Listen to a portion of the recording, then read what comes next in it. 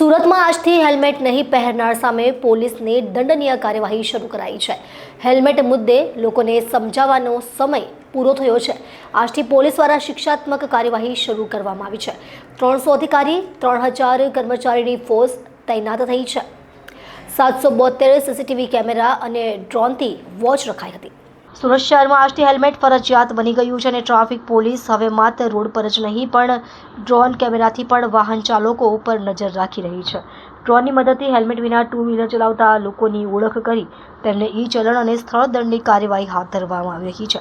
સવારથી જ શહેરના મોટા જંકશન પર ટ્રાફિક પોલીસની ડ્રોન વિંગ એક્ટિવ થઈ ગઈ હતી। જેમ જ ડ્રોન ઉડાવાયું કે હેલ્મેટ વિના ચાલકો તરત સિગ્નલ પાછળ સંતાઈ ગયા।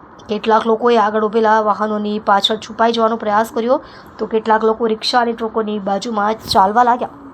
કેટલાક લોકોએ ચશ્મા કે મફલર પહેરી લીધા જેથી ડ્રોન તેમને ઓળખી ન શકે, પરંતુ ટ્રાફિક પોલીસની ટીમો તુરંત એક્શન મોડમાં આવી અને આ લોકોના નંબર પ્લેટ સ્કેન કરીને ચલણ ફટકારી દીધા।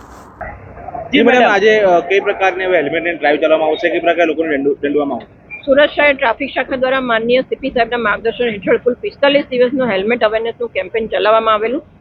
કારણ કે વર્ષ 2024 દરમિયાન કુલ 50% લોકોના ડેથ ફક્ત ને ફક્ત હેલ્મેટ ના પહેરવાના લીધે થયેલા છે તેવું ડેટા એનાલિસિસ પરથી જાણવા મળેલ છે। તો આવા અકસ્માત અટકાવવા માટે જ્યારે આજરોજ 45 દિવસનું કેમ્પેઇન પૂર્ણ થઈ ગયું છે, તો આજે 15 ફેબ્રુઆરીએ અમે દરેક જનતાને એવી અપીલ કરી હતી કે પ્લીઝ તમે હેલ્મેટ પહેરીને તમારી સુરક્ષા અને તમારા પરિવારની સુરક્ષા માટે નીકળો।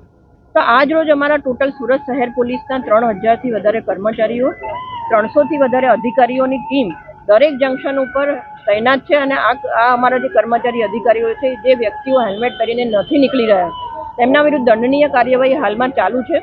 સાથે સાથે સ્થળ દંડની સાથે સાથે અમે અમારા 772 સીસીટીવી કેમેરાના માધ્યમથી અને વન નેશન વન ચલણ મોબાઈલ એપ અને VOC એપના